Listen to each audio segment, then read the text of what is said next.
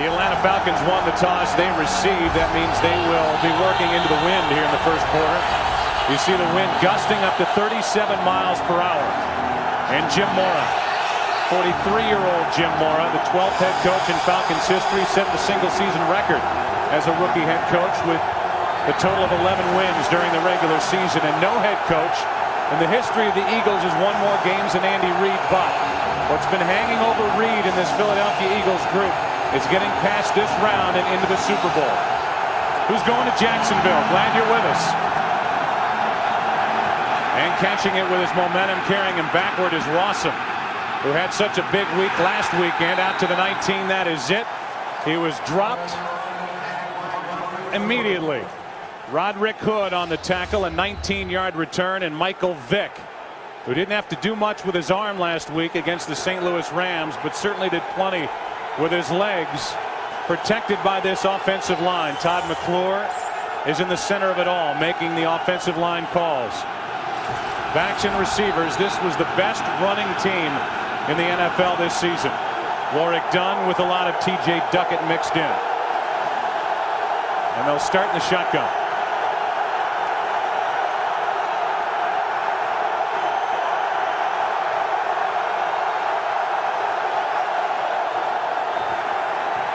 Vick gets to the edge. Doesn't get much. Picked up 2. Keith Adams on the stop. And we look at the defense for Philadelphia. Jim Johnson's crew. Jim Johnson, the most aggressive blitzer in the NFC. Up front, Kearse, Simon, Walker, and Burgess. They get Hollis Thomas back for the playoffs, and that's big when you play against a guy like Vick, to try to rotate in fresh defensive linemen. Trotter is such a difference maker at middle linebacker, and 3 Pro Bowlers in their very good secondary. 2nd and 8.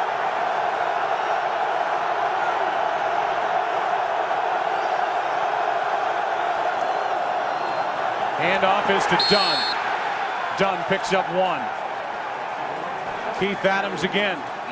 And it's Adams who's getting the start in place of the injured Mark Semino, a former Falcon.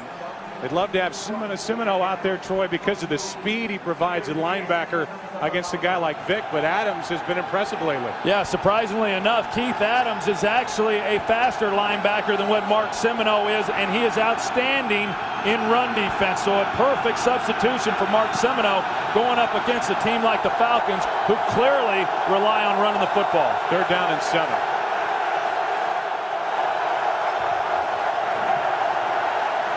Vick going to try and run for it. Dawkins was his first to get his hands on him.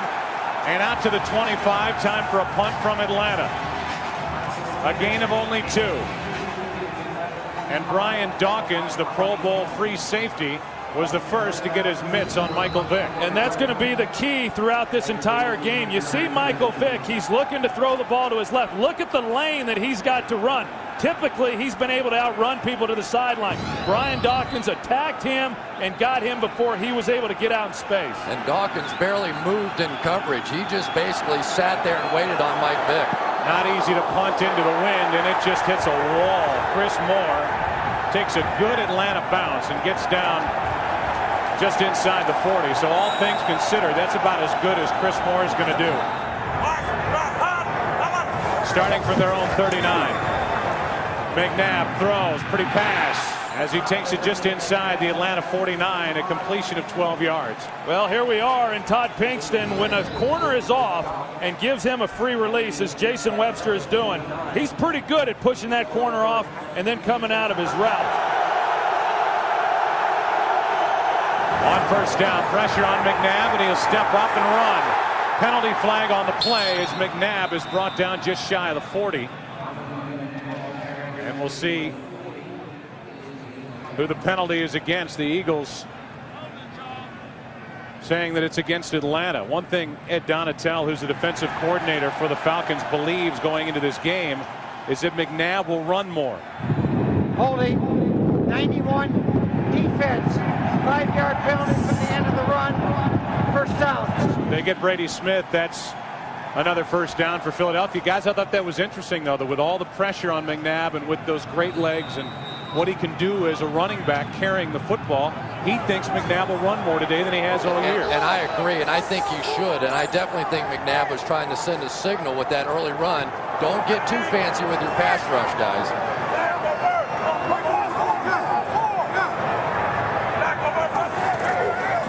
Westbrook touches it for the first time today, and he gets nothing. Let's look at the offense and the offensive line. The big story at the end of the day last week in their win over Minnesota was John Runyon hurting his right knee. He's okay. He's wearing a brace on that right knee, and he will have his hands full all day with Patrick Kearney. Pro Bowlers Trey Thomas on the left side. And as we said last week, if the Vikings came in saying, "Where's Waldo?" for Brian Westbrook, trying to find out where he is every time the Eagles break the huddle, no doubt the Falcons are doing the same. Well, they won't have a hard time finding him right now. He's on the sidelines. Just where they'd like him to be. There's such an advantage for the Eagles working this direction with the wind in this first quarter. Screen pass, Perry, and what a good play coming up to make the stop is Brooking. That'll bring up 3rd down and long for Philadelphia as Perry picked up only 3. You know, you just couldn't ask for more than what the Philadelphia Eagles defense did in that first drive. They needed the extra time with the wind here, and right now you have a huge 3rd down conversion because they really are going to have 2 quarters in this game in this direction with a very strong wind. 14th ranked defense during the regular season with the Atlanta Falcons on 3rd down over the middle, pass too high. And from this spot, you're looking at roughly a 50-yard field goal. And when we've seen Donovan McNabb miss, it's generally early in the game and generally high, and that's exactly what happened to him there.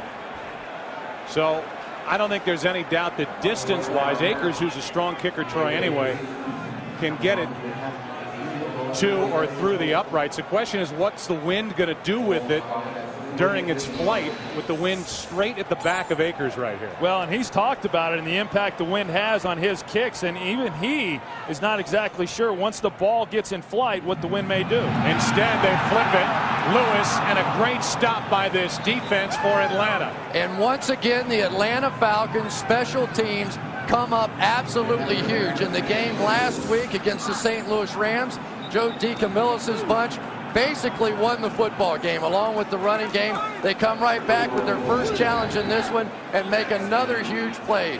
Anybody else may have been caught off guard. They play it perfectly and turn the ball back over to their offense. And probably a pretty good call by Andy Reid, recognizing the wind. What kind of impact would it have? If you don't make the field goal, you're given good field position back to Atlanta. Take a chance, and you still got Atlanta at least backed up a little bit. It was the rookie D'Angelo Hall who crashed down and made the stop.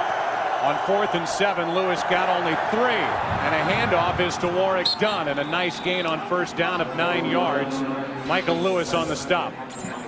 Just like they did a week ago, the Atlanta Falcons are going to have to face a defense. Look at all the guys around the line of scrimmage. And yet with an Alex Gibbs coached offensive line, they can run it against a 9-man front, a 10-man front. It just doesn't matter. They think strength against strength. They are better and stronger than are the Philadelphia Eagles up front. 2nd down and 1. Alex Gibbs, the offensive line coach for Atlanta. Handed off to Warwick Dunn, and Dunn gets it out to the 40. And it depends on the spot as to whether it's a 1st down or not. The official running in from this side of the field. It appears that it is enough for an Atlanta 1st down. It is. And I think when you talk about the Atlanta Falcons and their running game and what Alex Gibbs does within that group, not an overly dominant group of players when you look at them individually, but collectively they play within this scheme exceptionally well. A big part of that is the cutback runs and getting people on the ground along the defensive line. Gibbs will be like that on the sideline the entire game. Full of fire over there as Vick will put it up. Fires, and the pass is incomplete. That'll be pass interference.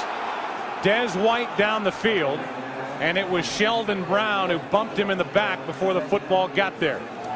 Yeah, and they had him too. Des White does a real good job running the route, and you're going to see him working against Sheldon Brown. They do it off of play action, reverse action in the backfield, but the ball gets held up. 24, defense, played to the back of the receiver, automatic 1st down.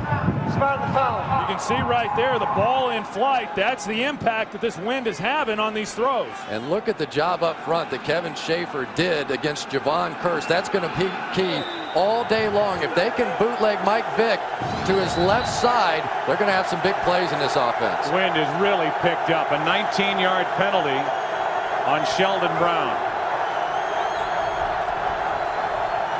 From the Philadelphia 41, they hand it to Dunn. Dunn gets it to the 40, picked up half a yard. First guy there, Hollis Thomas. Where they crashed down hard on the right side that time. Michael Vick may start booting to his right. On second down, Vick slings it to the fullback McCrary. Brought down by Adams, a gain of 3. Third long coming up. You know, you talk about Keith Adams and his speed. Not a great cover guy, but as we saw right there, one of the reasons why the Eagles feel confident in their ability to defense this Atlanta offense is because they got great team speed. And Jim Johnson told us the teams that have had success against the Falcons, they've had great team speed and they're good tacklers. The Eagles feel they too have both of those qualities. Third down and 7.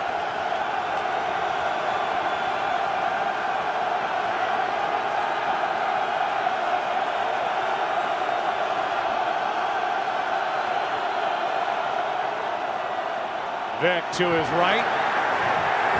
Looking for room to run. Throws it up for grabs, and the pass incomplete. Algie Crumpler was fighting for it, and Vick is having trouble getting up. Well, Michael Vick's go-to guy is Algie Crumpler. They're tied in. He's the leading receiver on this team. First, you're going to see the pressure that Michael Vick gets under. They take a lick on him. Down the field, Jeremiah Trotter is going to be the one who's shadowing under Algie Crumpler. That's who Vick was looking for. He could not throw it on time. He tried to make an ill-advised pass late.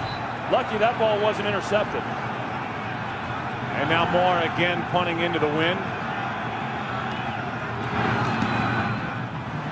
Wow. And the wind throws it backward. And it takes a Philadelphia bounce this time. It checks up just inside the 30. Algie Crumpler, in essence, went back to his basketball days in North Carolina to knock that floating pass down out of the hand of Michael Vick. Vick appeared to be okay, heading back to the bench, and now McNabb wants to put it up. As all day, and finds a receiver, Westbrook. It's off his hands. Good throw by Donovan McNabb. Incomplete, however, and down to Chris Myers. Yeah, moments ago, Michael Vick is shaking off the injury, appears to be okay. Could be overheard. One of the assistant coaches down here telling him, Mike, no need to put the ball, throw the ball up like that, especially against the wind. Wait till we have the wind with us to do that type of thing. I tell you what, after seeing that punt, you realize that the Eagles have to take advantage of the wind that they now have at their back here in the first quarter. If they come out of this quarter without points, that's a win for the Atlanta defense. That was an 8-yard punt, the last effort by Chris Moore. Eagles hand it to Westbrook. He goes nowhere. Brian Scott, the safety, came up and was the first one there. And the one thing that we've seen so far out of the Atlanta Falcons defensively is that the Eagles can't run the ball against them. They have been very stout coming up, making plays in the backfield, and once again forcing a 3rd and long for Donovan McNabb. And Troy, you make a great point. If they come out of this first quarter with no points, it's a big win for the Atlanta Falcons. Yeah, the other thing that we've seen with these secondary players now, the corners in particular, they are now starting to press these outside receivers. 3rd down and 10. Blitz coming. Eagles pick it up. McNabb throws it out of the reach. That's a foul Of his intended receiver, Lewis. There was coverage downfield by Christian Morton, an extra defensive back added to the active roster this week because of the injury to Kevin Mathis. And there is a flag down, however, it's on the near side of the field. Boy, I tell you what, Freddie Mitchell. Prior to the pass, illegal use of the hands. Hands to the face, 21, defense. 5-yard penalty, automatic first down. Well, that's going to take care of it anyway, but Freddie Mitchell that time was running right down the slot, and maybe 20 yards down the field, he got jammed. There's the foul on the outside, hands to the face, even a little grab of the face mask there. Freddie Mitchell was fouled on the other side too, so at least so far in the bump and run coverage, Pinkston's coming out of that one okay. So a first down for Philadelphia instead of a punt on the incompletion. They hand to Westbrook. Westbrook got out of the reach of Brooking for a moment and gain of 4. You know, you're talking about a defense for the Atlanta Falcons, guys, that at Kansas City in a 56-10 loss in October allowed 8 rushing touchdowns. Yeah, and Arthur Blank took out a full-page ad apologizing to the fans after that, too. Inside handoff on 2nd and 6 to Westbrook. Brian Westbrook is down to the 26. They'll mark him at the 25. 36-yard run for number 36 of the Eagles. One of the things that you can always take advantage of with a pass rushing team, they like to get up the field. You get the double team underneath. You get the kick out block by Jermaine Mayberry. Artis Hicks with a good block, and it just pops wide open. And when you're trying to rush the passer all the time, sometimes you can just pop one in the running game. 36 yards, 40 here in this first quarter for Westbrook, and a first down at the Atlanta 25. McNabb with plenty of time, fires. L.J. Smith inside the 5.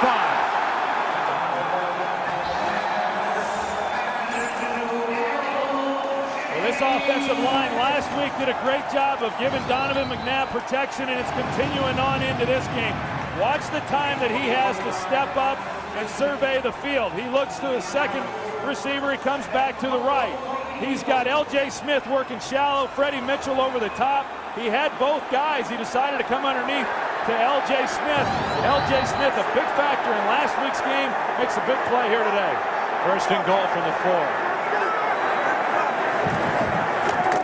Dorsey Levens stays on his feet and gets it to the 1. And now, with that second effort, touchdown.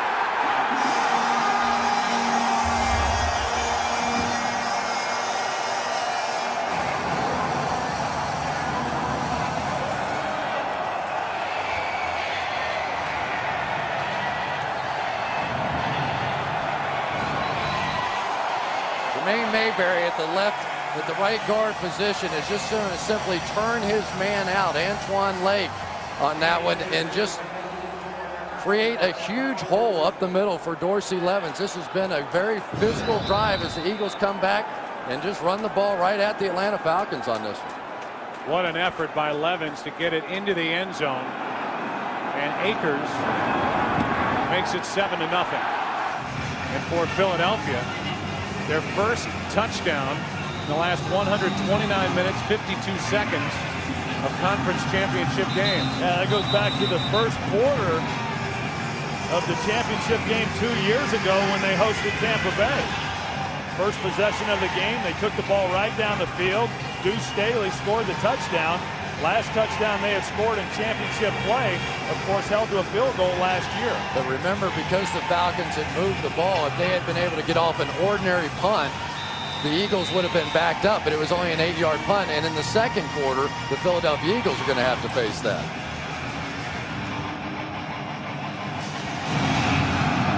Rod Hood was the one in charge of keeping the ball upright as Akers kicks it to Rossum. And Allen Rossum hit that hole with a head of steam and gets it out to the 31. Hood on the tackle. A return of 28 yards. One thing I really like about Jermaine Mayberry is not only does he get his block, but he turns his guy out of the hole to open it up for the fullback, Josh Perry, to come through and get a big block. Yeah, and then on the other end, one of the key blocks, Freddie Mitchell going in motion on the play, and he'll take out Brady Smith, the defensive end there, which basically allowed Levens inside. Otherwise, Brady Smith's there to make that play. Little Alex Gibbs medicine with a cut block on Brady Smith. Hey, Freddie's more than just a receiver. Oh, he's a lot more than just a receiver. You want to elaborate on that? First 2 possessions last week for the Atlanta Falcons. They were up and down the field, 151 yards, 14 points today. Total of 19 yards.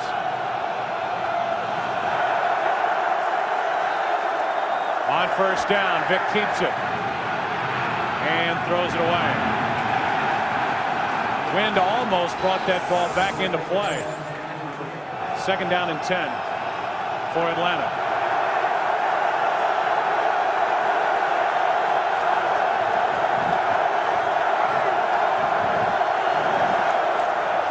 Vick keeps it again, and he'll run it this time. He got to the edge, makes a move, and dives a yard shy of a first down. The ball is out.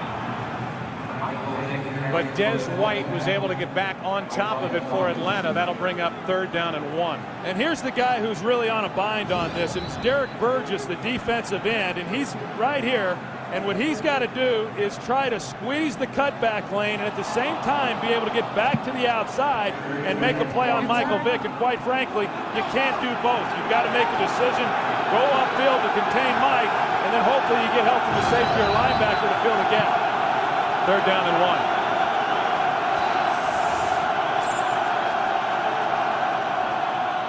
Vick keeps it again. Steps up and flips over the head of Crumpler. It's intercepted, but penalty flags are down. Sheldon Brown with the interception. Out of bounds at the 35, but we'll check the marker. And this appears to be against the Philadelphia Eagles. Prior to the pass, holding, 32, defense, 5-yard penalty, automatic first down. Now you're going to see Algie Crumpler. Michael Lewis is the one who's covering Algie Crumpler right there when he turned him. That's what brought the flag. And it erases the interception by Brown and gives Atlanta a first down at their own 45. And you've got to be careful as a quarterback when you're throwing into the wind and you're trying to throw touch passes and getting the ball up and down. You can't drive them enough in this wind. Instead, the wind will get a hold of them and they'll flutter and they'll hold up in the air. And that's when you get secondary players being able to come and make plays on balls. Talking to Jim Mora, he wasn't concerned about Vick throwing with the wind or into the wind at all. I guarantee you he is now. It is howling here in Philadelphia. Handoff is to Dunn. And Warwick tries to cut it up, and he hit a wall. Jeremiah Trotter, Keith Adams, and what a difference Chris Collinsworth Trotter has made to this defense since taking over in week 9. Yeah, it was kind of entertaining talking with Jeremiah Trotter when we said, how in the world did the Falcons run up all those yards last week against the St. Louis Rams? And his answer was, did you watch the Rams play? He said, I guarantee you they will not come out here and run the ball against us like they did a week ago. 2nd down and 8.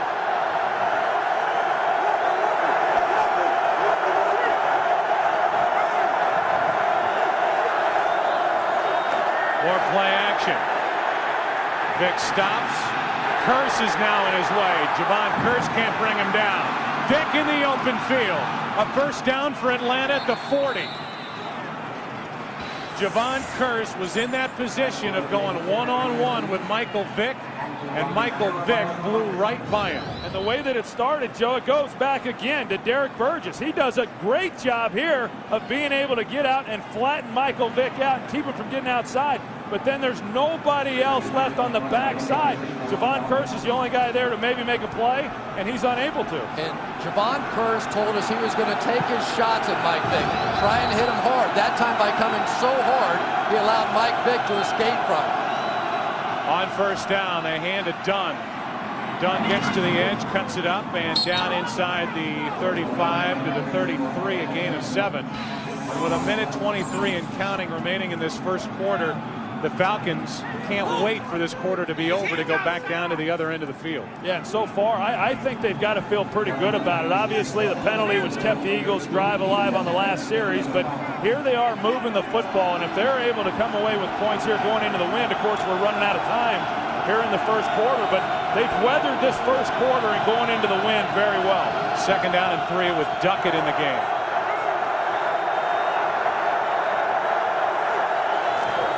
Duckett gets it, and the bigger back gets to the 31, picked up 2.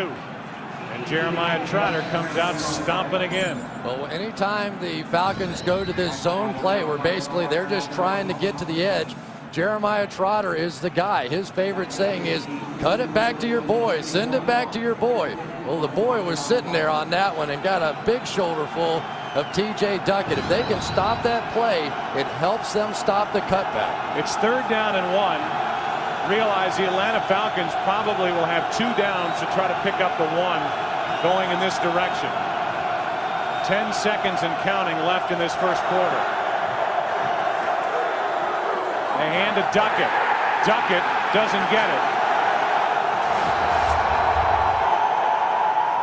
Timeout, Philadelphia. That's the team's second charge timeout. What a smart play by the Philadelphia Eagles as they spend a timeout. Reset the game clock to 1 second. And the interesting thing is, guys, they may spend a timeout and give Atlanta. I don't know if it's a good decision. Easier to go for it on fourth down. I don't know. I think it was a good decision because if they had not called the timeout, the clock runs out. Now it's an easy decision to attempt the field goal and make it a 7-3 ball game. Now you've got to make a decision because I'm not sure. We were watching their kicker, and it is a extremely tough kick going into the wind from that place on the field. I think you're almost forced to go for it on fourth down. Oh, there's no doubt. Yeah. I'm just saying in the end. Right, I think it's a mistake because on the other end, give him a field goal. Who cares if he can make a kick into this open end of the stadium where that wind comes howling out of that one corner. Give them 3 points. We'll take the football back. If they hold them here, obviously it's tremendous for them, but you're also, if they're turning around and going the other way, looking at the possibility they're scoring a touchdown. Well, yeah, that's what your argument is based on the Eagles not being able to stop them. Obviously, you don't call timeout if you don't think your defense will make the stop here. I'm just saying I would rather them kick a 48-yard field goal in this kind of wind than give them a chance on a 4th and 1. Maybe it'll work out for them. Duckett is the tailback.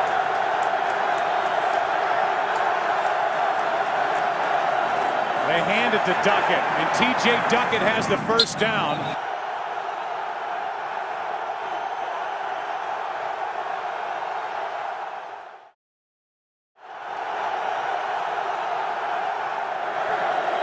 First down for Atlanta. Vick sets up a screen to the near side. It's Crumpler, and what a good open field tackle by Keith Adams, and we've said his name quite a few times already in this game. And I really think Keith Adams has made a difference on this defense. You talk so much about Jeremiah Trotter coming in at the middle linebacker position. Well, Keith Adams, a guy they call the Bullet, and the Bullet got shot on that one. He came out and did a great job on Crumpler, who's a tremendous athlete at the tight end position, and he, just like he did on special teams all year long, came up and made a huge play. The guy who was waived by the Dallas Cowboys. They were trying to make a roster maneuver, and the Eagles saw him, grabbed him, and what a difference he's already made today. Warrick Dunn is down to the 21. Got 2. Derek Burgess on the tackle. Third down for Atlanta. And you take a look at Warrick Dunn, and Warrick's used to coming in here and playing the Eagles on the road in the playoffs. He played them a couple of times with Tampa Bay. He came in here 2 years ago and played him while he was with the Atlanta Falcons. Has not had much success against this Eagles defense. Coming in here today and hoping to have a better day, but so far the Eagles defensively have kept him bottled up. Third down and 5. That's Vick in motion, and they direct snap to Dunn, and Warrick Dunn has a first down inside the 15 to the 14. Well, that's the same play they ran last week, but if I remember correctly, instead they threw it out to Michael Vick on the flank, and this time Warrick Dunn takes the direct snap and picks up a big first down. But this goes back to some of the things that Jim Mora did and saw when he was with the San Francisco 49ers. They had big runs on third down situations, third down and medium for first downs, and they came into this game thinking they could do the exact same thing. How many sets of eyes in the Eagles defense do you think followed the body of Vick going in motion, and they run it to the other side with Dunn for the first down? From the 14, that's Crumpler. Michael Lewis can't bring him down immediately, and Crumpler is down to the 6. Picked up 8. Yeah, that's one of the advantages that you get when you got a tight end like Algie Crumpler, and we're really seeing them all over the league right now with some of the other players, Tony Gonzalez and Antonio Gates, and they're in San Diego. And when you're able to split those type of guys out, you get a safety out there on them, because the Falcons believe that wherever they put Algie Crumpler, if they put anybody on him other than a corner, they feel it's to their advantage. Second down and 2.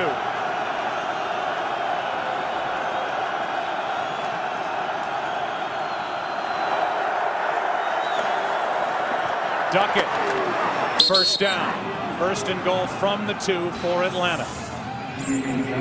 They went right into the teeth of a blitz there. They're definitely coming on the outside, and Jim Morris said, we just don't care. It's one of the great things about being in an offense with Alex Gibbs has seen every different kind of front that you can throw at somebody. That time they came up and ran a safety blitz right into that run, and they just ran right by it. Well, this is where the Eagles pride themselves, one of the best in the league at keeping people out of the end zone. On first and goal, they hand to Duckett. Duckett runs into Jeremiah Trotter, Hollis Thomas, Keith Adams, second and goal. And I think one of the real keys when you're talking about goal line defense is being able to get into the running back's legs before he gets going. Watch T.J. Duckett as he hits the line, and immediately he's met in the middle by Jeremiah Trotter, and that's how you stop a big back from getting into the end zone. That time Keenan Forney tried to cut Hollis Thomas, and he missed, and Thomas was able to make the play in the backfield. Duckett lost a yard, second and goal. They faked the toss, and that pass batted down. Michael Lewis got up and knocked it away. It'll be third and goal. And a good play there by Michael Lewis. He's the safety. He's the guy who spends a lot of his time down around the box, and he comes off the edge and just is able to get a hand on the ball and keep that one from being completed there to the fullback. I'm going to bet Alex Gibbs did not like that call over there. I'm sure he would have liked to take 2 shots and try and pound this thing in the end zone. This is one of the top rushing teams in the NFL. Now they're 3rd and 2 and a long 2. Third down and goal. 16th play of the drive. Duckett is split out to the bottom of the screen. Vick with time. Michael Vick won't get there to the 5. He lost yardage. Hollis Thomas. Vick did all he could, but Thomas closed it down in the end. Well, that's just great containment by everybody involved, not allowing Michael Vick to get outside. They're aggressive enough to make him move. They don't sit back and wait. Hollis Thomas, playing in his first NFC Championship game because of injury, steps up and makes a play here. Good job and good discipline by that defensive front. Jim Johnson telling us, he told his defense all week, don't get hyper. Stay where you're supposed to stay, make your plays, and stay within the defense. The Philadelphia Eagles during the regular season, their defense ended up ranked 10th. They gave up some yards, but they didn't give up a lot of points. They ended up tied for 2nd in the NFL in points allowed. And I guess it's only fitting that the 3 top teams in that category, points allowed, are still alive. You've got the Eagles, the New England, and Pittsburgh, who will meet later today across the state. J.R. Reed on the return for Philadelphia. The rookie from South Florida crosses the 25 and works his way out to the 28. Now it's the Eagles' turn to try their hand at working into this gusting wind. They lead Atlanta 7-3 in this NFC Championship. Starting at their own 28. McNabb steps up in a run and slide. They'll mark him at the 33, and we go back to that last defensive play by the Eagles.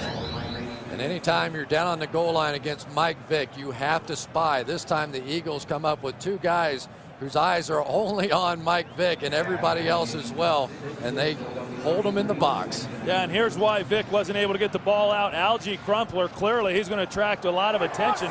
You got Javon Curse dropping underneath him, as well as Michael Lewis double teaming him in the end zone. 2nd down and 4. They hand it to Levens. Dorsey Levens is running hard. Picks up 3. 3rd and 1 coming up. Let's go down to Pam Oliver. Hey, Joe, and a lot of high fives being passed around on the Eagles D. That group was jubilant about keeping Vick and company out of the end zone. Chris Collinsworth praised the Eagles' containment on Michael Vick, while defensive coordinator Jim Johnson did the very same thing. He knew the execution on that was perfect. Joe? All right, Pam, thanks. 3rd down and 1 now for the Eagles offense. I hate to belabor the point, but every time that the Eagles pick up a first down, about 3 minutes click off the clock for the Falcons with the win. Levens has enough for a Philadelphia first down. Needed 1, got 2, and a fresh set for the Eagles. Kearney was the first guy to make contact with Levens for Atlanta. You know, a lot of people have suggested that maybe Donovan McNabb should scramble a little bit more, but that's not really a part of his game. I think the reason he hasn't has been more his development within this offense, as well as his wide receivers doing a much better job of getting open than maybe they have in recent years. Which is what McNabb sees in the future for Vic. Penalty flag on the completion to L.J. Smith. And L.J. Smith with a good run down to the 44-yard line of the Atlanta Falcons, but there is a marker down. Would have been a 17-yard play to Illegal Smith. shift on the offense. 2 men moving and not resetting. 5-yard penalty. Replay first down.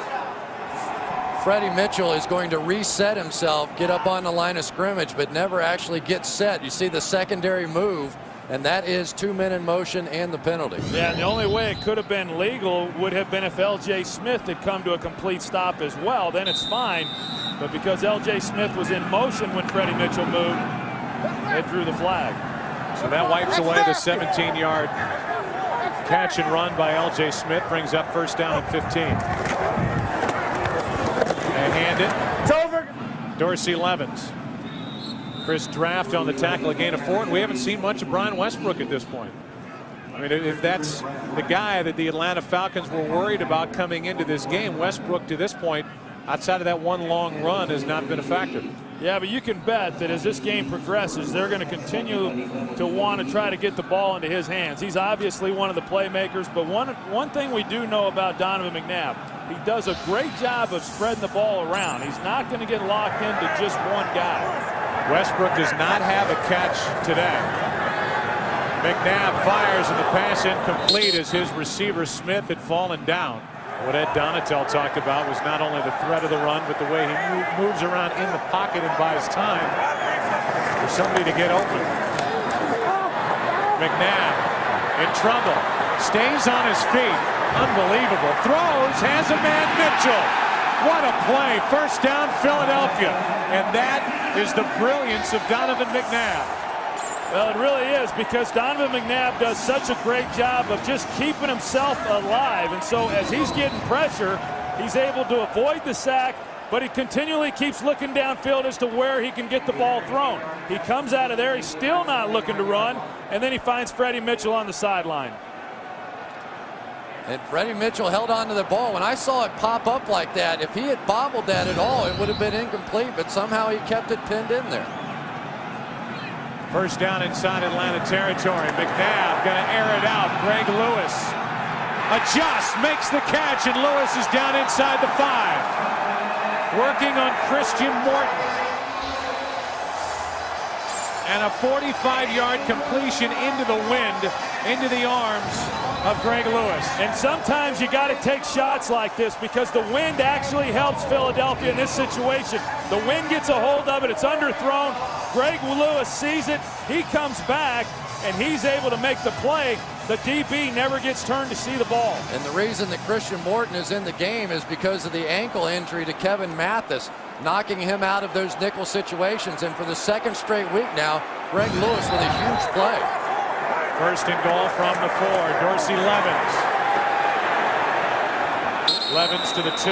You know, Troy, I really thought that the play that Greg Lewis made last week was a huge one in that game from the standpoint they kept trying to double team Westbrook, and so it left somebody on the field in one-on-one coverage, and the Falcons are trying to do the exact same thing. But when you get one-on-one with Lewis, he may well be the fastest guy on this football team. And he's a much better receiver than what you would think, because he just hasn't gotten a lot of playing time. Most of his playing time came late in the season when they were resting a number of their starters, but during that time he's played well. Alonzo Ephraim, number 76, is eligible. An extra tackle. McNabb back in the end zone. Lewis. Touchdown.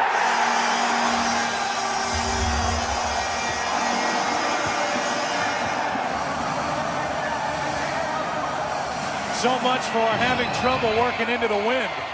Well, we'll see what happens here. Chad Lewis going to the corner. He had him right away. He floated this one a little bit. Did he get his feet in? One's in. The second is questionable. I think you're going to get a challenge on that one. We already got it. I mean, usually when you tap that other toe, you see some dirt fly, and I'm not so sure the dirt was flying on that one.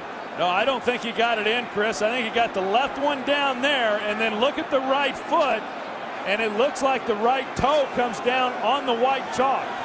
There was something that flew up, but I think it was from his left foot and not his right foot. Atlanta is challenging the ruling on the field. That was a touchdown. A couple of questions when they look at a replay. The obvious one is, did he get that right foot down after the left foot was inbounds? Did he dot the I, so to speak, and get the toe of the right shoe down? It looks like from that angle and that replay that Lewis did. Yeah, I agree. I think he did as well. It was a tremendous job by Chad Lewis getting that back foot down, and at the very least, I definitely don't think there's enough to overturn that play. Yeah, that's the other question. Is there enough evidence to overturn the call, which was touchdown? We all think up here in the booth that the touchdown for Chad Lewis will stand. Yeah, I think it will too, and there was nothing definitive to suggest that he did not get his feet in, and boy, Donovan made that a much tougher play than what it needed to be. And that last angle that we had was really the definitive one, and in a championship game, obviously you have more camera angles than you do for a regular season game, and it's going to help the Eagles there. After reviewing the play stands as called. Touchdown. Atlanta is charged with their second charge timeout.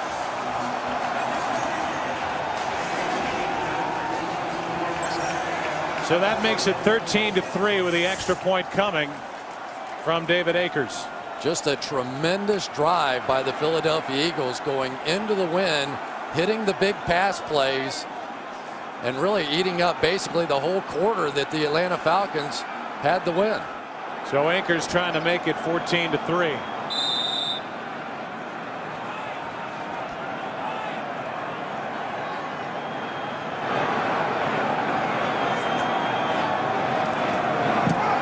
Now we'll see what kind of an answer the Atlanta Falcons have. Under 5 to play in this first half of the NFC Championship game, and the home team, the Philadelphia Eagles, lead by 11. David Akers will kick it into the wind. Allen Rossum is waiting deep for the Falcons. Pretty good kick by Akers, and Rossum from about the 6.5. Good return out to the 30. Now we'll see how the Falcons answer this young Atlanta team. As Jim Morris said all week, playing with the house's money. All the pressure on the Eagles. Now the pressure on the Falcons, down by 11. And a gain of 3 by Warrick Dunn. 2nd down and 7. Vick fires. The pass complete. He gets it to Peerless Price, his first catch of the day, a guy who during the regular season caught only 45 passes. Yeah, and that's really what they have to do. They have to be able to create some chunks, whether that's Michael Vick running the football, creating some plays and knocking off some yards, or coming out here to your wide receivers. The wide receivers have not been a big part of this passing game throughout the year, but Peerless Price doing a good job there getting in the void, and Michael Vick finding him. First catch by a Falcon wide receiver all day. On first down, it's done. It's Trotter. And nobody's motor's going any faster than Jeremiah Trotter, just like last week. Well, Trotter played the best game of his football career a week ago, and he's following it up with another great one here today. That time they get some penetration inside. I believe that was Javon Curse. The offensive lineman tried to block him and had to leave Trotter alone. What do you say, Troy? Turn it back to your boy. Turn it to your boy. There you go. He took care of it himself. 2nd down and 13. Atlanta with only 1 timeout left. Pass too high for Crumpler. And a penalty flag at the very end of the play. It was thrown by the referee, Bill Carollo. Personal foul, roughing the passer, a blow to the face mask, 91. Defense, 15-yard penalty, automatic first down. Sam Rayburn. Yeah, that's Sam Rayburn. You're going to take a look at what happened, and you know, you come in as a defensive lineman and you're trying to knock the ball down and you hit the helmet, and you know, obviously intent was not to injure, but that's the rules. That's what they've been calling. They've been consistent with it all season.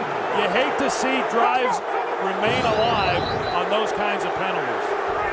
Atlanta does it. The Falcons love it. It's first down. from just outside the Philadelphia 40. Vick, little pump fake. Now over the middle. Crumpler, what a throw, what a hit, what a catch. Algie Crumpler hung on after getting a vicious blow from Brian Dawkins. Boy, Algie Crumpler runs routes like a wide receiver, and he catches the ball like a bull.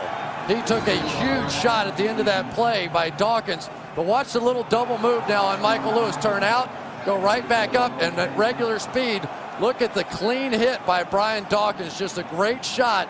One of those, you'll think about that one later. And I tell you what, Michael Vick did a heck of a job pumping to his right, getting the safety to move, and then being able to fit that ball in. They could elect to let the game clock wind down to 2 minutes. Instead, they hand to Dunn. And Warrick Dunn is into the end zone. And what an answer by the Atlanta Falcons. Well, that's just huge, Joe. Yeah, I talked about it a little bit earlier. You had to get some plays from your passing game. They come out on second down, they get the pass to Peerless Price. They get the big gain there to Algie Crumpler, and they come away with a touchdown here right before half. Well, they've been hitting this stretch play all day long, and the linebackers have been catching this thing over the top. That time, Jeremiah Trotter tried to come back door on it, had to jump over one of the linemen and simply couldn't get there. So with 2:02 remaining, Jay Feely will try to make it a 4-point game. And he drills it through. The point I was going to make is they reset the play clock.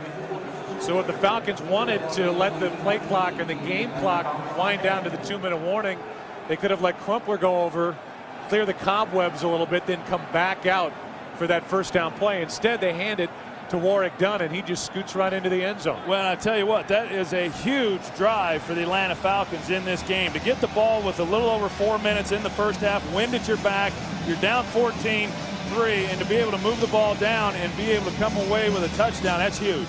And maybe most importantly is the fact that Michael Vick maybe gets a little confidence going right now, because they really didn't roll him out. They didn't do anything fancy. They dropped him back in the pocket. And now if you establish that part of Michael Vick's game, a lot of other things start to open up. Two of his best throws, Troy, the completion to Price, and then that beautiful throw to Crumpler, and how he hung on to that.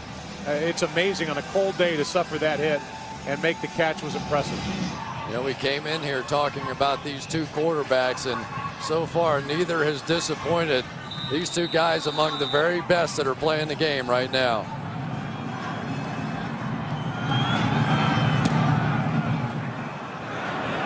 You hear the foot hitting that cold football as Roderick Hood takes it on the return and gets it out to the 29-yard line, and that will bring us our 2-minute warning. Philadelphia with the ball, a 4-point lead starting at their own 29. Let's go down to Pam Oliver. All right, Joe, as we watch both quarterbacks handle the win, unlike his Atlanta counterpart, Donovan McNabb spent a good 20 to 25 minutes before the game checking out the win, just like he did on that long catch by Greg Lewis. He threw a bunch of deep balls into the wind earlier today, and he told me that he is not at all uncomfortable with the wind conditions. Back to you. All right, Pam, thank you. Well, if the Eagles are able to get it down the field and make something happen, again, they're doing it into the wind. 1:54 remaining and 1 timeout left. McNabb hit, dropped, and that's Patrick Kearney. Kearney, during the regular season, earned his first trip to the Pro Bowl by racking up 13 sacks. And what a great spin move that time by Patrick Kearney, working against John Runyon. Watch this, just dip underneath. Remember, Runyon has the bad knee and had no chance against Kearney on that one. I had a chance to talk to John Runyon before the game. He said the knee was a little stiff, a little sore. If that continues, he expects Andy Reid to provide him with a little help and protection. Second down and 16 after the sack, and the Eagles hand off to Westbrook. 3rd and long coming up. Well, I think I would have burned a timeout there for the Atlanta Falcons. 3rd down and 7. McNabb is flushed out of the pocket. Kearney chasing. The pass complete to Westbrook. And Westbrook is going to be marked out. It looks just short of first down yardage. And it looked like from here, Joe, that he may have gotten the first down. It may have been a poor spot. Well, if it is under review, it will come from the booth. Well, and remember, he's out of bounds, so the Falcons saved their last time out, and the Eagles would have to punt into the wind. So McNabb gets it to Westbrook for Westbrook, his first catch. And now the question is, how good was the spot? And if there is a review, which there can be, it would be initiated from the booth. And the chains that are on that side of the field are not the official chains. They're bringing those across the field now. And they're there. Ta-da.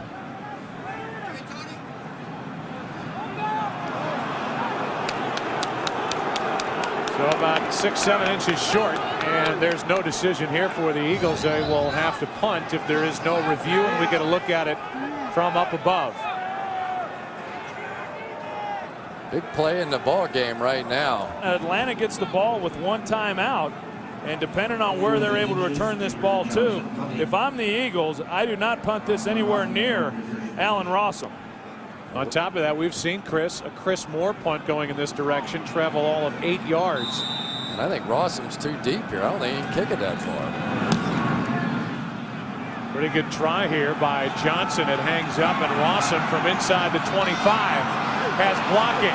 Had a huge week against St. Louis last week and gets it to the 35 with 21 seconds remaining and 1 timeout left for Atlanta as they trail by 4. I tell you, the other advantage that Atlanta has when you got a guy like Michael Vick, Jim Mora told us last night he could throw it about 85 yards. So from here, they could potentially even take a shot as a Hail Mary as time runs out.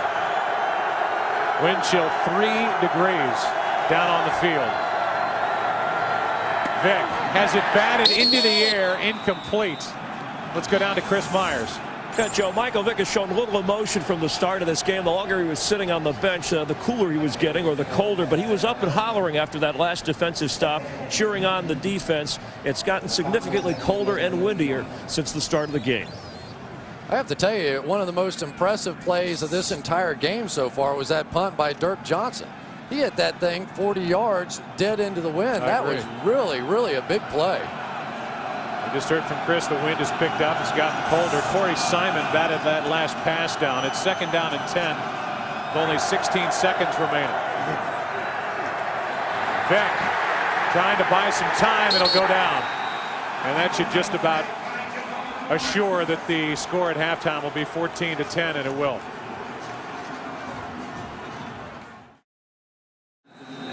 So Jay Feely will get rid of it. And on the return, it'll be Reed and Hood waiting deep.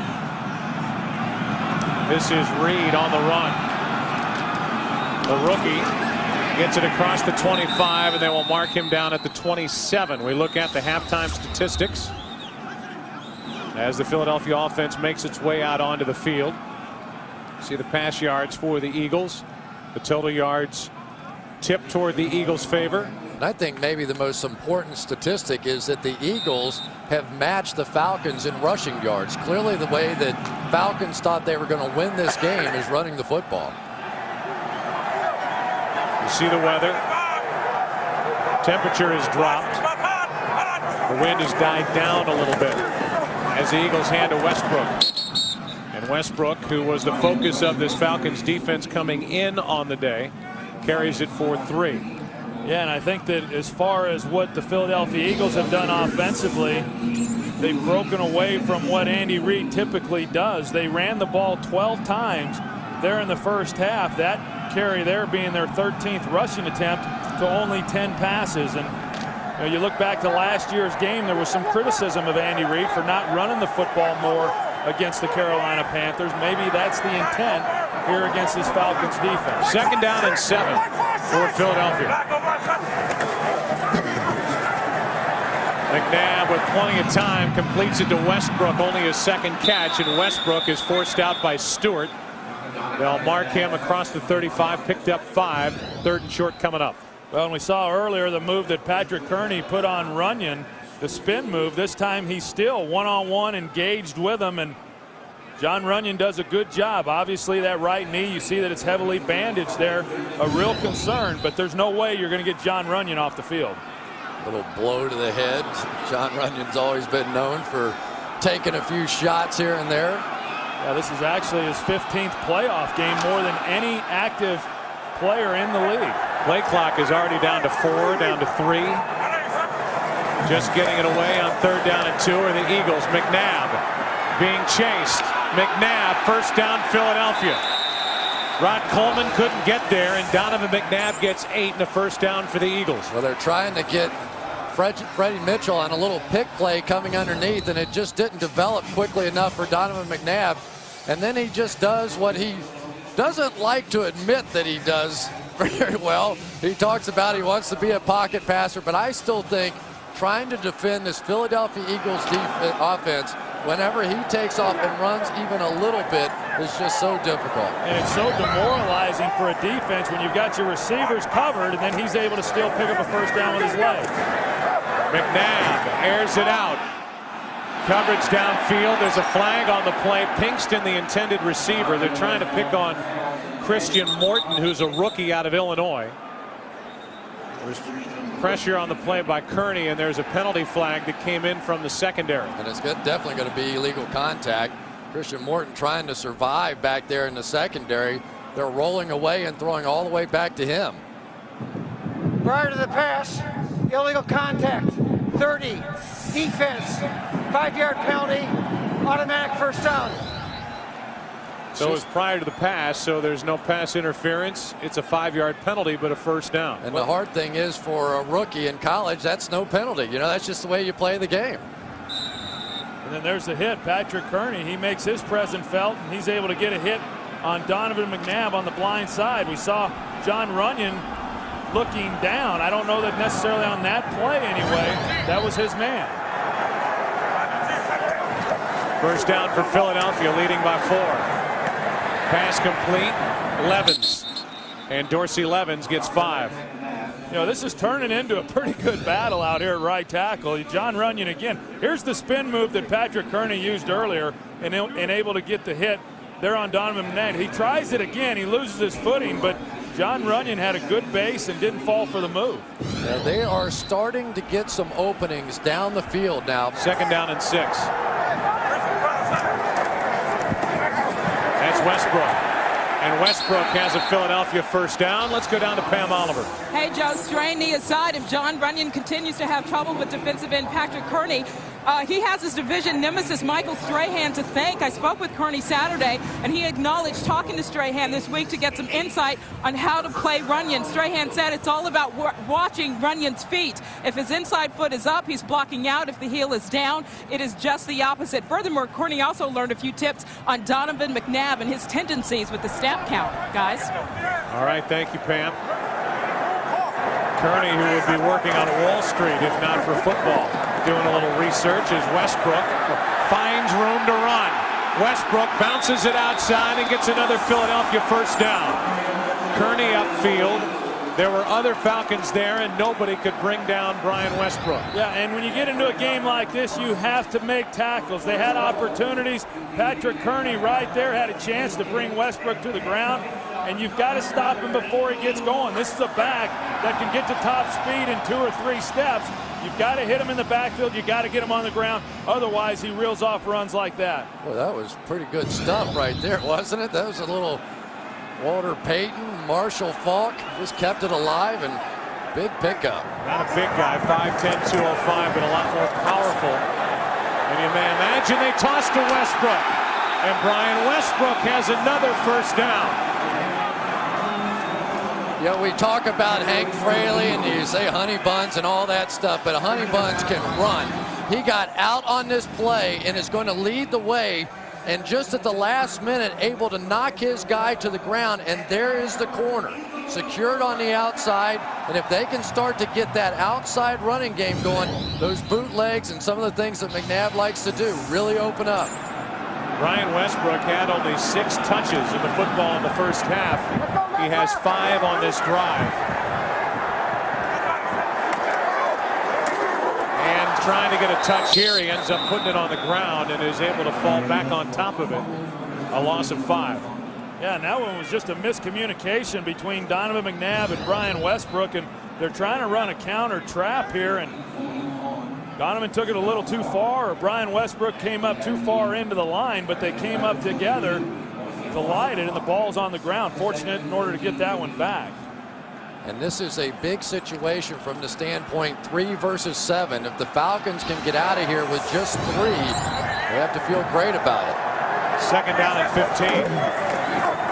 Play action from McNabb. They set up a screen for Westbrook.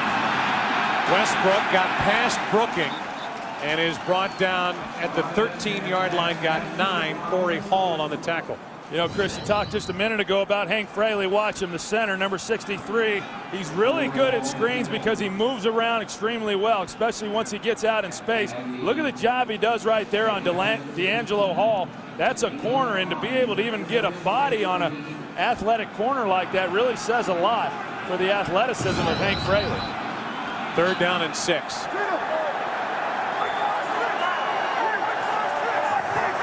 Playing with the wind are the Eagles. McNabb, plenty of time. Time runs out, and this is nearly picked off by Scott.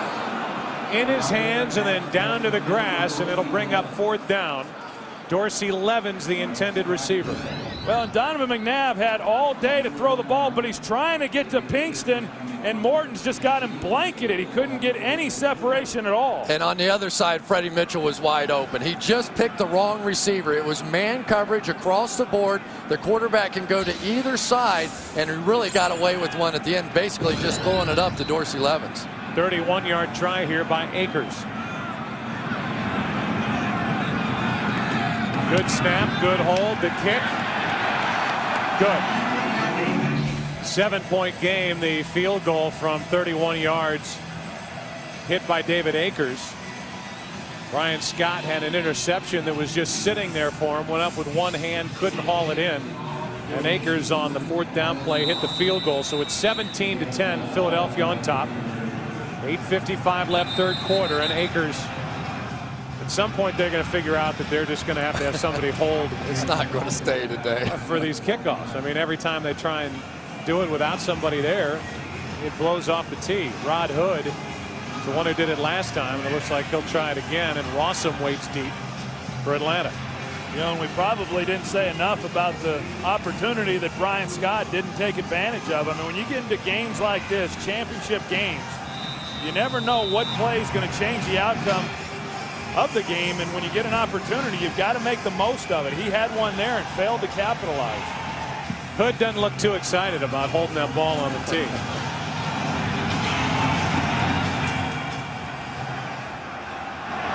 Rossum. He can down it. Downs it in the end zone. The Eagles lead by 7. 8:55 to go, 3rd quarter. Vick hands it to Dunn. Warwick Dunn. The little back cuts it up and picks up 6. You know, you look at this Eagles defense and you see how they're going to play this.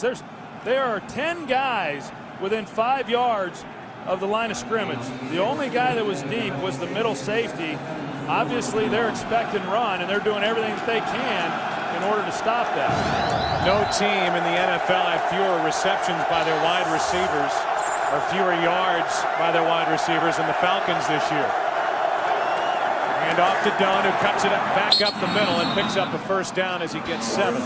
Well, that's the 2nd straight play now that we've seen. Remember all the stretch plays in the first half where they kept trying to get it to the edge, and they really never did the cutback very much. And neither one of those have been the full cutback plays, but they're now starting to look a little bit backdoor. And typically, as defenses begin to tire, some of those opportunities become available. 1st down, Atlanta.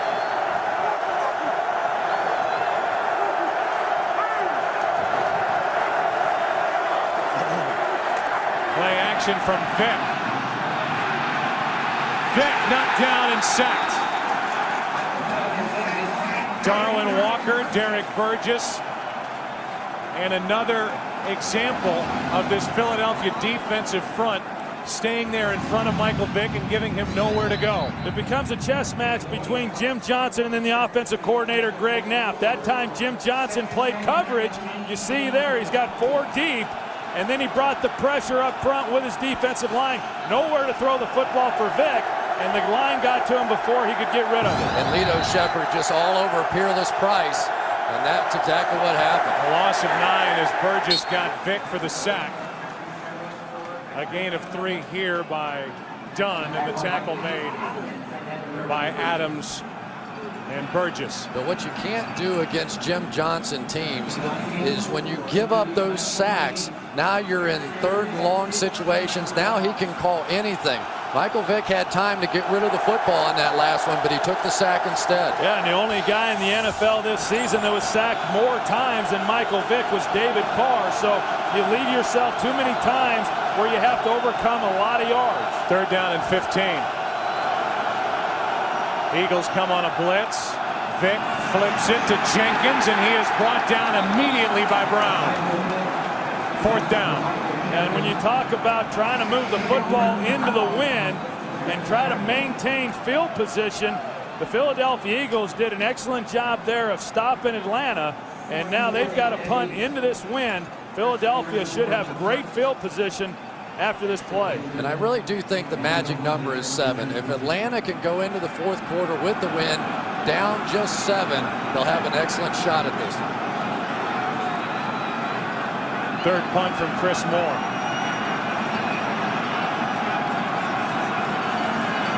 Two guys waiting deep for Philadelphia, and Moore's punt hits that wall of wind and is touched at the 47. The elder Jim Mora up above watching his son coach the NFC Championship game. That Jim Mora, before he came to the New Orleans Saints in the NFL, won 2 titles in the USFL with the Philadelphia Stars. As Westbrook takes it, runs left, and he got nothing. 2nd down and 11 for Philadelphia. McNabb buys some time over the middle. Pass is complete. A gain of 14 to Westbrook, and there's no doubt, guys, that at halftime the decision was made to put the ball in the hands of Brian Westbrook. And this is unbelievable what they do with Westbrook here. Take a look at him. He's in the backfield.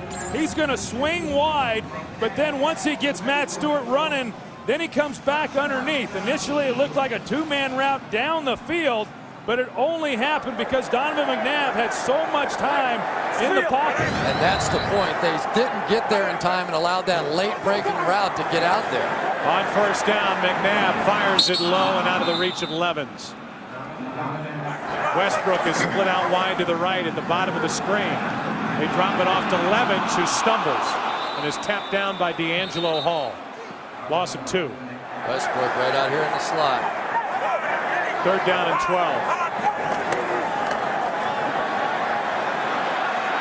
McNabb brought down at the 40. That'll bring up 4th down. And there is a penalty flag on the play.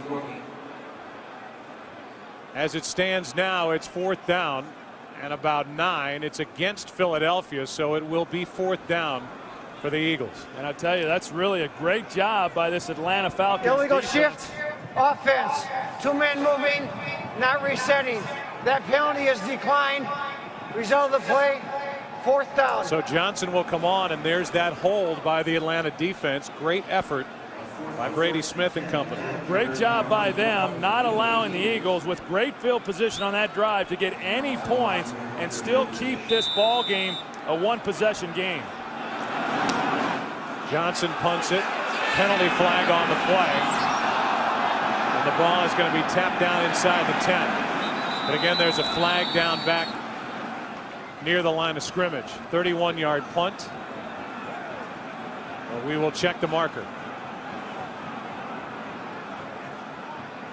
Prior to the kick, holding 30, kicking team.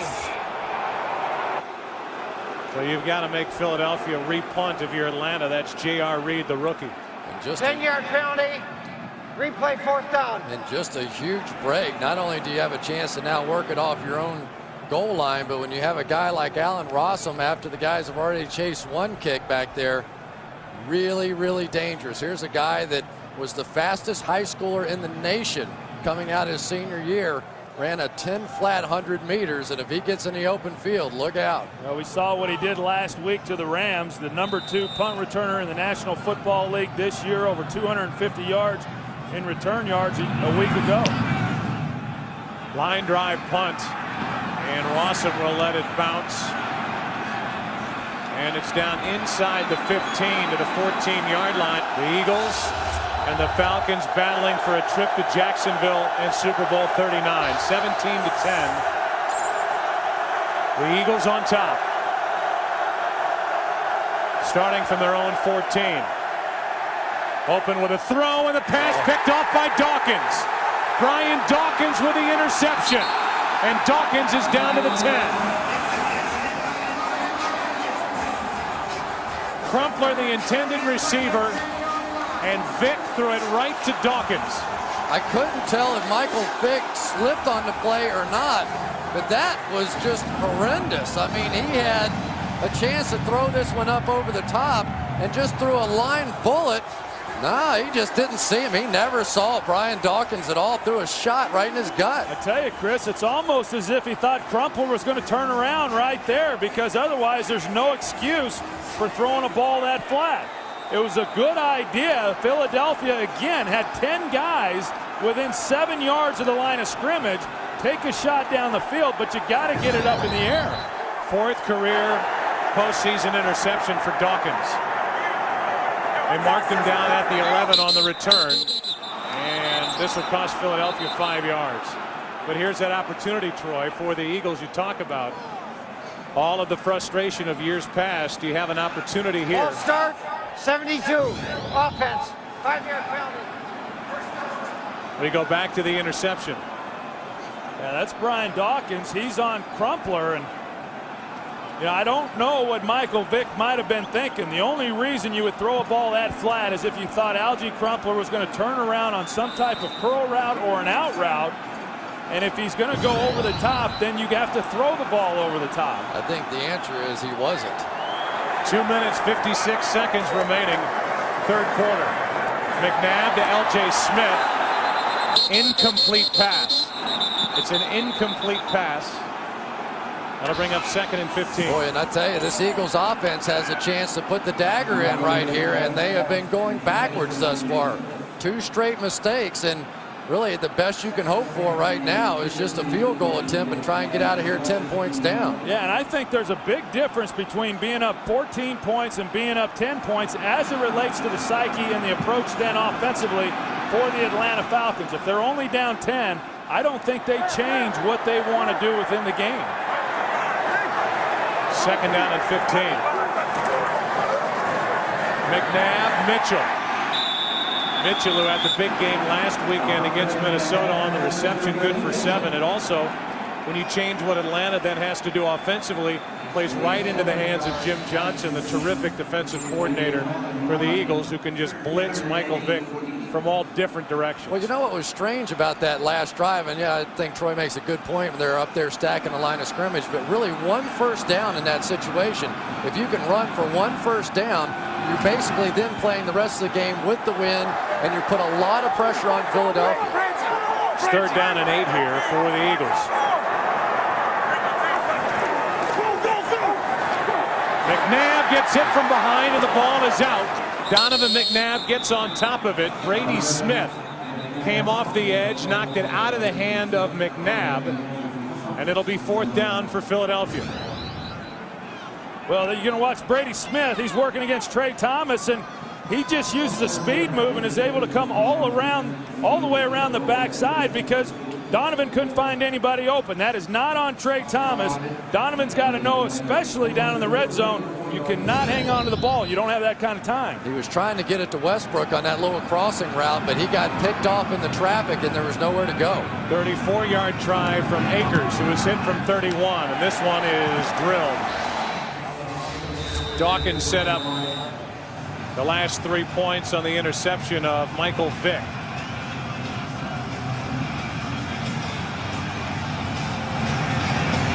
Allen Rossum, a former Eagle, trying to make a dent in this game. Get a chance to return this. And Rossum is dragged down. Good play by L.J. Smith, a 25-yard return. And L.J. Smith made the tackle.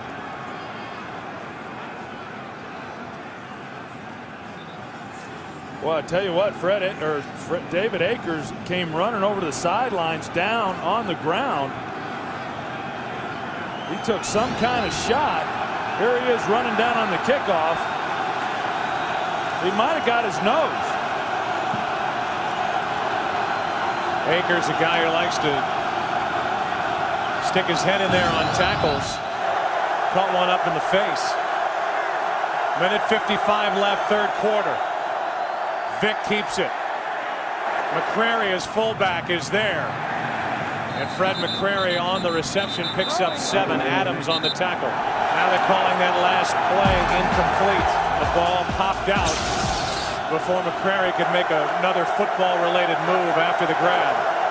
So an incomplete pass, and T.J. Duckett on 2nd and 10 picks up 4. You know, Jeremiah Trotter had such a good game a week ago, and he's such a big part of what they're trying to do within their run defense. And McClure, the center for the Atlanta Falcons, told us that if Trotter gets up in the line, I'm going after his legs. Take a look at Trotter here, middle linebacker, number 54.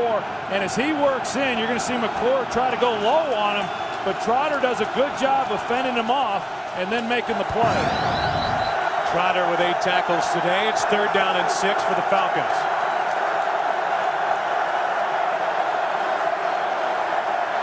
Vick pulls it back in and hits Finneran. Brian Finneran is into Philadelphia territory and out of bounds inside the 40 at the 39. It really just looked like a busted coverage that time. They had Javon Curse in the joker position right over the middle of the ball, and for some reason he was drawn to the completely opposite side of the field, as was the entire defense. They thought it was a screen pass left, and instead they go to Finneran all the way back across the field the other way for a huge play. This could be one of the final plays the Falcons have to run into the wind. On 1st down, they hand it to Duckett. Duckett hit by Walker and Adams.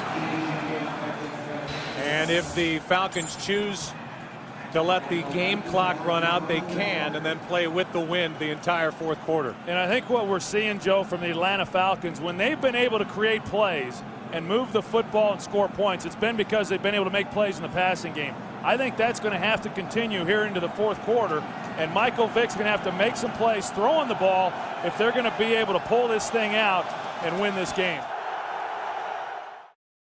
1 quarter to go. The Eagles, in their 4th consecutive championship game, have trailed after 3 quarters. The 3 games prior to this one, they lead it by 10.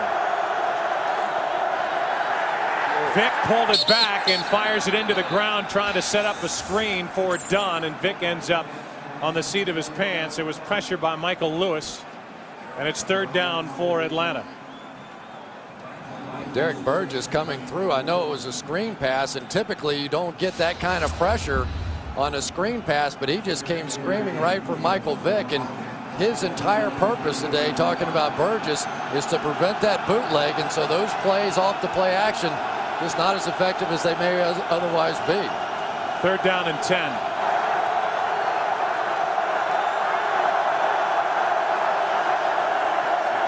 Vick hands it. Dunn gets out of 1 tackle, can't get much. Warrick Dunn is brought down at the 38, picked up only 1. It's 4th down, and the Falcons will bring their punt team onto the field. Chris, as you mentioned a little bit earlier, Jim Mora told us that they were going to run the ball in certain situations on 3rd down, but 3rd and 10, and where you're at on the field, I'm not so sure there that I'm not trying to throw the football. You know, that time Todd McClure, the center, thought he could just give a shove to Darwin Walker and then release down the field, but when he did that, he allowed Walker to get back in there. That would have been a huge play. You know, one of the things that the Falcons, by running the ball, were attempting to do was that if they could get a little more yardage out of that play and get in field goal range, but boy, it's asking a lot on that play in order to pick up about 8 yards. They really had an opportunity to bust one out of there. Darwin Walker just saved the day. There was a gaping hole on that last one. So Moore finally gets to punt with the wind, and in this case, he's trying to down it inside the 20. Instead, he booms it into the end zone, and that's a terrible punt for Atlanta. It's a 20-10 Philadelphia lead, just starting the 4th quarter, 13:59 left. And Donovan McNabb in his first 3 championship games compared to today. 1 touchdown, no interceptions, a quarterback rating of 107. He was at 104 during the regular year. Have to come away impressed with this Atlanta defense, and they're asked to make another stop as Dorsey Levens gets it, picks up 4. You know, one of the things defensive coordinator Ed Donatel prides himself on is being able to create turnovers. In fact, 14 interceptions in 14 of 17 games this season. They've yet to get one in this game. 2nd down and 6. McNabb throws left and over the head of Westbrook as that pass took off. Well, they did a late move with Brian Westbrook outside and caught him in man coverage. Westbrook makes a tremendous move on the slant, and Donovan McNabb just lets it get away from him. He is just going to be wide open out here working against Morton, who's been the guy they've been after all day. Look at this move, wide open, and Donovan just sailed it. That brings up 3rd and 6.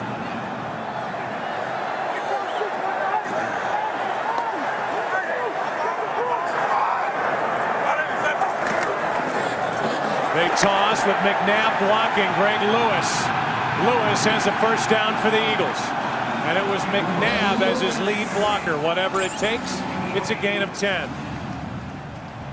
Really nice design here on the play. They're going to run the tailback as though they're sweeping to him, and then the ball comes out to Greg Lewis. Underneath all of that, the flow of the defenders was to Brian Westbrook. Nobody out in front. You got Donovan McNabb just securing the edge, and then good blocking on the outside by Pinkston. Remember what they were telling us, because they won so big last week against Minnesota. They had a few tricks left in their old play bag there, and they pulled one out there. Great call by Andy Reid. Handoff is to Westbrook, who's been much more active in this 2nd half. Ryan gets 4. This Philadelphia franchise won the NFL championship game in 48, 49, and 60. In 1980, they got to the Super Bowl, but lost Super Bowl 15 to Oakland.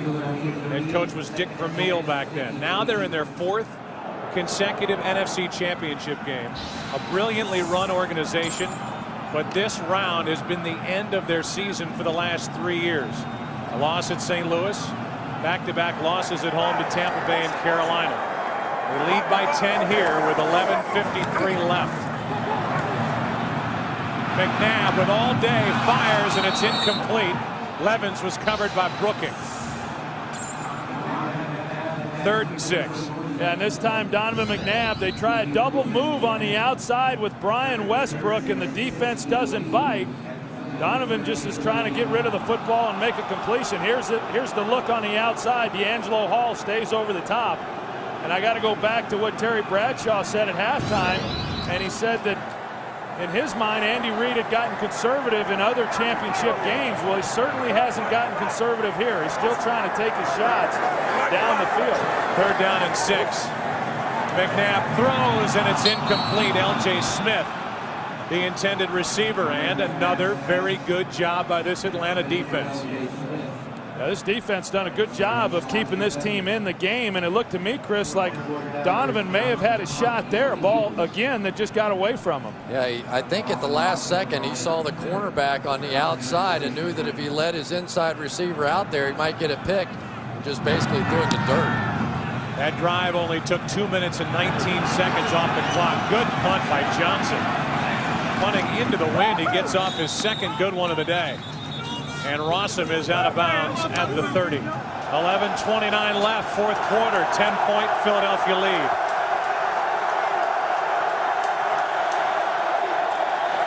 Vick, done out of the backfield, had to leap to get it, and he's out of bounds, knocked out by Adams, a gain of 3 down to Pam Oliver. Hey, Joe, as the 2nd half progresses, and with each and every success it has against Michael Vick and company, the Eagles defense is getting sky high. They've been talking about playing loose all week, and that group has been that way the whole game. After that last trip off the field, Hollis Thomas took some time to complain about some dirt in his Gatorade. But on a more serious note, everyone seems to be encouraging each other just to finish the job.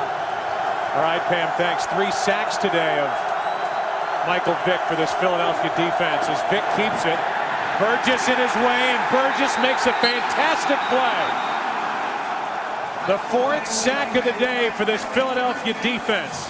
Well, they have basically been forced because Javon Curse is on the other side of the field. The defensive move Jim Johnson made, they're going to put Derek Burgess on the backside. And because they haven't been able to hurt him with that cutback run, Burgess and Curse on the bootleg has been able to sit out there and make those plays time after time. Well, they got Burgess early in the game the first time they ran the boot his way, but since that time he's shown great discipline in making plays and not allowing Vic to make the corner. 3rd down and 11. Vic fires it and the pass incomplete. Peerless Price. And it was Lito Shepherd who got his hand in there. And Peerless Price has to come back to that football. He had a chance for that first down. Just not a very disciplined route. When you go down there, you have to stop and drive back on the football. Lito Shepherd did, but Peerless Price did not. Down at the bottom of your screen, he's going to sit and wait on the ball, and Shepherd's simply going to break in front of him. That should have been 1st down Falcons.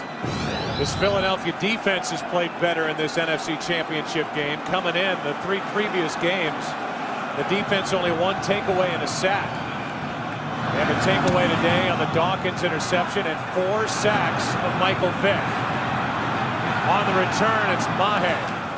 The crowd wants to take over now. And the Eagles in their offensive huddle telling everybody to quiet down. It's going to be hard for these Philadelphia sports fans to quiet down. They've been waiting a long time, Joe. I'll say. A lot of pent-up frustration in this building. But still plenty of time left for the Atlanta Falcons, but they need another defensive stop. They hand to Westbrook on the reverse or an end around, and he was met first by Smith, a gain of only 2. The last major pro sports championship for this city of Philadelphia, the Philadelphia 76ers finishing off a 4-game sweep with the Lakers on May 31st, 1983.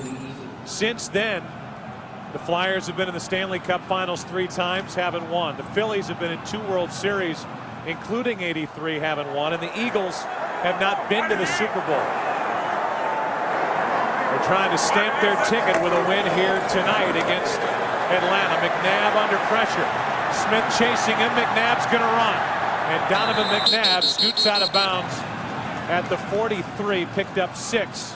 3rd down coming up. And you just sense, watching the way that this defense for the Eagles has played, particularly on that last possession, and the way that this crowd's beginning to get into it, that this becomes a very, very critical 3rd down. The Eagles have to be able to stop them here. And I don't think it had to be. I thought McNabb had a chance to pick up this 1st down. At this point in the ball game and all the things that McNabb has been through, you got to put your head down and go pick up that 1st down.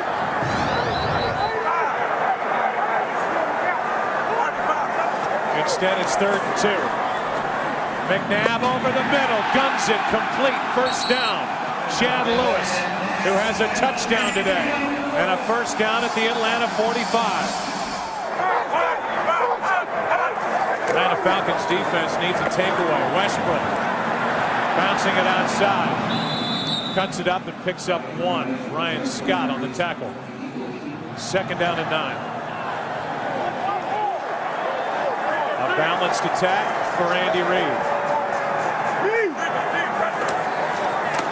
A throw on 2nd and 9, incomplete.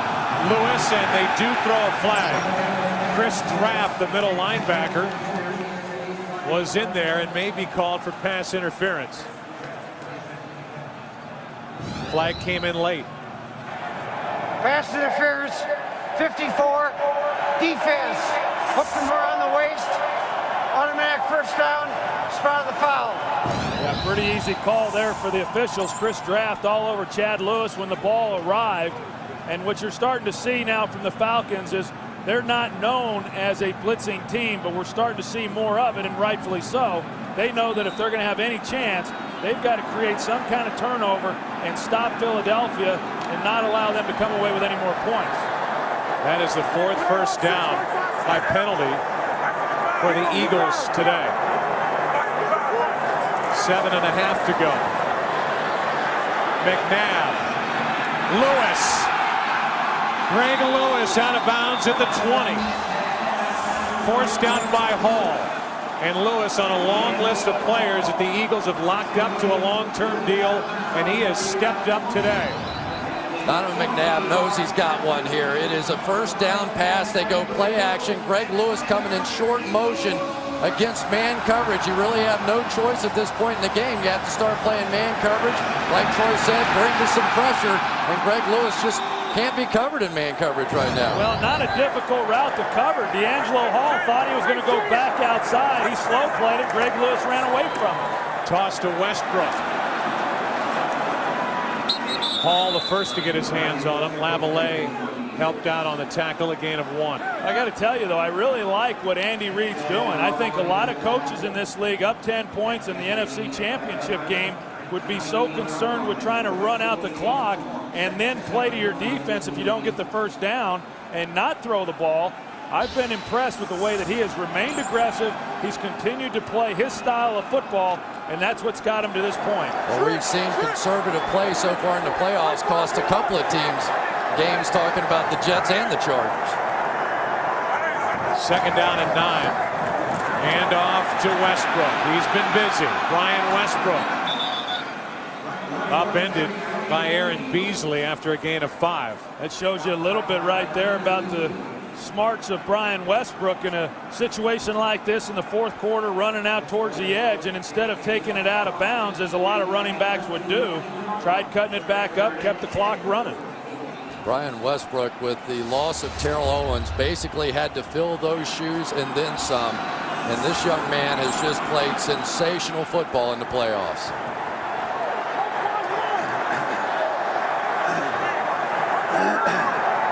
Third down and 4.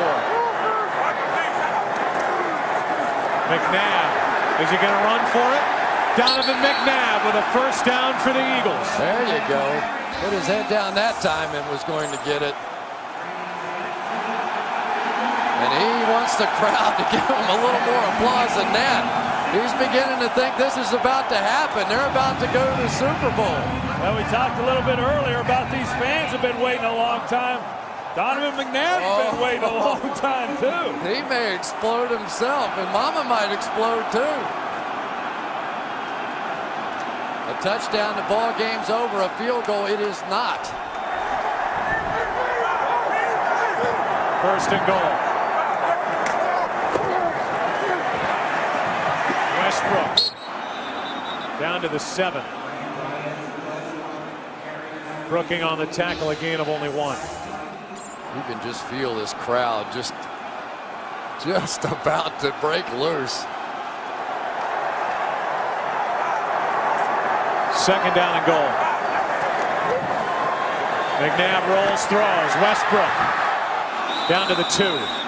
Third and goal. Well, for the Philadelphia Eagles, now one play away, and Jeffrey Lurie knows it. If they can convert this into a touchdown, you're going to see pandemonium in a stadium like maybe you've never seen it before. They flipped the Brian Westbrook switch at halftime. Only 6 touches in the first half. 14 in this second half. 10 carries, 4 catches, and a total of 79 yards. Third and goal. Play action. Lewis. Touchdown, and they will celebrate.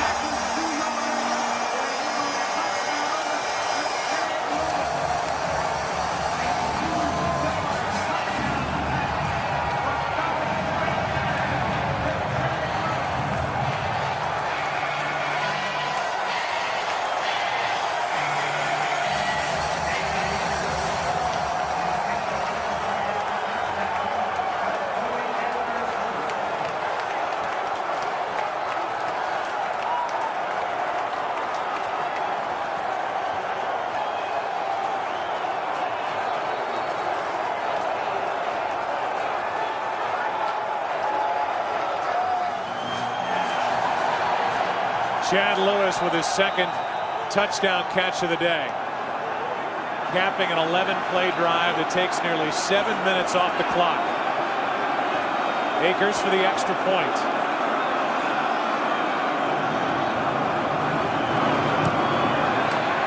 It's a 17-point lead.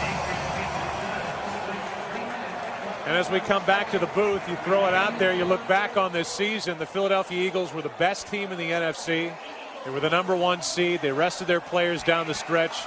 Reed took on the criticism for that, and they have really played well this postseason. It looks like they're finally over the hump.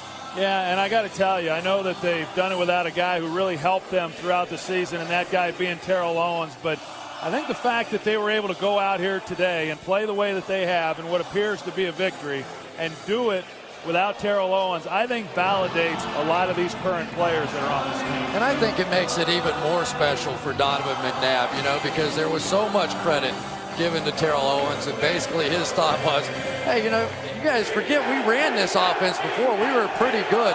But I just can't help but think back to Steve Young. And when he did the whole thing about taking the monkey off of his back because of all the Super Bowls that Joe Montana had won. And for Donovan McNabb, it has to be that same feeling right now that finally that monkey's been lifted off his back and he's going to the Super Bowl. He was 3 for 3 on that last drive on 3rd down. Overall, the Eagles today 7 of 13 on 3rd down. So when he's had to make a play, Donovan McNabb, who during the week said, throw it all on my shoulders, I'll take on all the pressure. He has stepped up and done it for the Eagles this evening. He's been a great leader for this team, Joe, not just this week, not just this season, but throughout his entire career. And it's nice to see good people do well.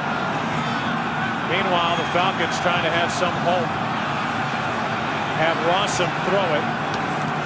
D'Angelo Hall eventually on the return out to the 25. Tammy Reed, wife of Andy Reid, who has more wins as a head coach than any other head coach in Philadelphia Eagles history. Vick under pressure throws, and it's nearly picked off by Sheldon Brown. Pressure by Burgess, who's had a very good night. Yeah, they really have. And I think the story of this game has been Philadelphia's ability to stop the run. And Troy, maybe especially on 1st down, because they put the ball in Mike Vick's hands and forced them to do something they're not really comfortable doing, and that's dropping back and throwing the ball. And when you do that against Jim Johnson, you're in trouble. Yeah, and what did Jim Johnson tell us yesterday? He said, hey, the teams that have had success are teams that run well and tackle well against this Atlanta offense, and that's exactly what they've done here today.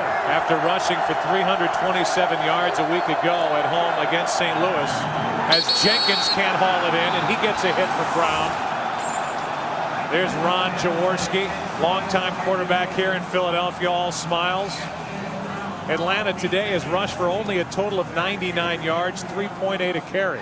Yeah, and I think that as we give kudos to the players and what they've accomplished and what they've been able to do this season, you know, we also need to give credit to this coaching staff and Andy Reid and Jim Johnson and Brad Childers, because they've done a terrific job in this game getting their team prepared to play. 3rd down and 10. Vick fires, completes it. Des White, he is out of bounds after a gain of 8. That'll bring up 4th down, and Freddie Mitchell, who showed up at the stadium and somehow has had his hair stay in that configuration under his helmet all afternoon and evening, has got it tight on the sides and a mohawk, letting it fly up top. You know, it's just not like Freddie to draw attention to himself like that. Not at all. Come on, UCLA, what do you got to say for yourself? I'm a little disappointed in Fred right now. He's having fun. He had fun last week at the expense of the Minnesota Vikings. 4th down and 2. Vick trying to throw for the 1st down, completes it to Price. And Peerless Price has a 1st down at the Philadelphia 45. That was good for 22 yards. You know, while we talk about Jeffrey Lurie and we talk about the Eagles, how about the job on the other sideline by Jim Mora in his 1st year? And you have to look at this Atlanta Falcons franchise. It's only going to get better from here on as Vick grows in this offense. Well, I think that was the key. This is his 1st year in this offense, and Donovan McNabb said, you know, I see a lot of myself in him and some of the things that he does within this passing game. That's an incomplete pass as it came out of the hand of Vick, but his arm was going forward. 2nd and 10 with 2:12 left. Yeah, as we take a look here at Donovan McNabb, I can tell you from personal experience that when this game ends and he goes into the locker room, and they celebrate, and they talk about what a great opportunity they now have to go on to Jacksonville and try to win a Super Bowl. Reality sets in a very short period of time, and you realize that now you have to go win that game. It's not enough just getting to the Super Bowl. You've got to go now win that one. 2nd down and 10. Vick throws down the middle of the field, and it's incomplete, as the crowd was looking for a pass interference call on Michael Jenkins, with Dawkins waiting for his 2nd interception of the game. Yeah, I think Dawkins was hoping for a pass interference as well, but if Dawkins works back to the ball right here as if he were a receiver, it would have been a very easy interception. Instead, he waited for the ball, but very easily could have been pass interference on Michael Jenkins. I thought it was a pretty good call, though. Pretty good no call. Jenkins came back and got around him and really didn't make major contact before that ball got there. I guess that just kind of shows you a little bit about Brian Dawkins, the fact that he's still playing as if it's a 10-10 ball game here with 2 minutes left. 3rd down and 10. And that play didn't happen. The play clock right now is on 00. Delay of game, offense, 5-yard penalty, 3rd down. And they'll put the seconds back on the clock. And not lost on anyone in this game the fact that Donovan McNabb is now going to have just a second opportunity for an African-American quarterback to win a Super Bowl game, and history is not lost on him. He said, oh yeah, I've thought about that a lot.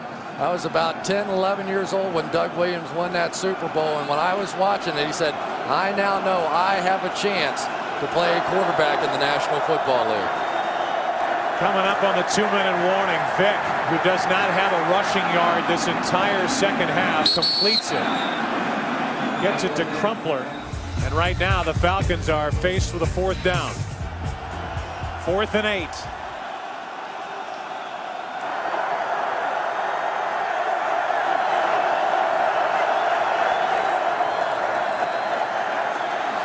Vick throws incomplete, and the Eagles will take over.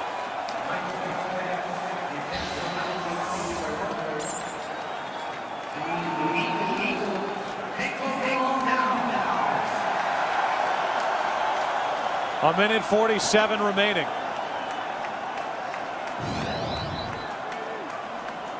And the reaction from the Philadelphia Eagles bench. You know what? Those guys have earned that. Took a lot of criticism, from myself included, in the championship game a season ago. Coming out here without Terrell Owens, all the question marks. Could they get it done? And we've seen big plays throughout from this wide receiver core. Greg Lewis maybe the biggest surprise. Freddie Mitchell getting it done. Todd Pinkston making plays. But nobody has made more plays during the playoffs than that guy right there. And look out now. And there will not be a better minute and 47 seconds left in a game in Donovan McNabb's career. To be able to take this snap and just take a knee, knowing that you're going to a Super Bowl, it's the greatest feeling in the world. Look out, Andy. May not be the best minute and 47 seconds for Andy Reid when he gets with his bucket of Gatorade. Butch will take care of him. That's why they bring Butch. There you go. Butch on Andy's right. There's a reason Andy Reid is one of the highest paid coaches in the NFL, why Jim Johnson is one of the highest paid coordinators. They have prepared this team with Brad Childress, and Reid gets his bath. We've been waiting a long time for that bath. What a good man he is, you know. Just truly one of the great people in this game. Both he and Jim Johnson, and kind of exciting to see him finally get his trip to the Super Bowl. Only one more snap will be necessary.